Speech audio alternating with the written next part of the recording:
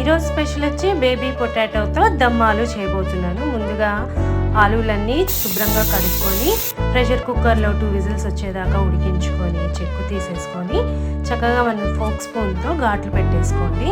తర్వాత ఒక కడాయిలో నూనె పోసుకొని ఉప్పు, కారం, పసుపు వేసుకొని ఫ్రై చేయండి. కొద్దిగా ఫ్రై అయ్యాక ఒక ప్లేట్లోకి తీసుకొని పక్కన పెట్టుకున్న తర్వాత ఒక మిక్సీ జార్లో ఉల్లిపాయలు, టమాటో, పచ్చిమిర్చి, అల్లము, వెల్లుల్లి, జీడిపప్పు వేసి పేస్ట్ చేసుకొని పక్కన పెట్టుకోండి. తర్వాత ఒక కడాయిలో దాల్చిన చెక్క, లవంగము, ఆకు, షాజీరా వేసేసి మనం పేస్ట్ చేసి పెట్టుకున్న మిశ్రమం ఉంది కదా అది కూడా వేసేసి కొద్దిగా ఉప్పు, పసుపు, కారం, ధనియాల పొడి, జీలకర్ర పొడి, గరం మసాలా, చిటికెడు పెరుగు కూడా వేసుకొని బాగా బీట్ చేసేసుకొని ఒక మూత పెట్టి వదిలేసేయండి. ఆయిల్ అనేది రిలీజ్ అయ్యాక ఈ ఆలులు కూడా వేసేసుకొని కొద్దిగా థిక్ కన్సిస్టెన్సీ వచ్చాక కసూరి మేతితో సర్వ్ చేసేసుకోండి. అంతేనండి.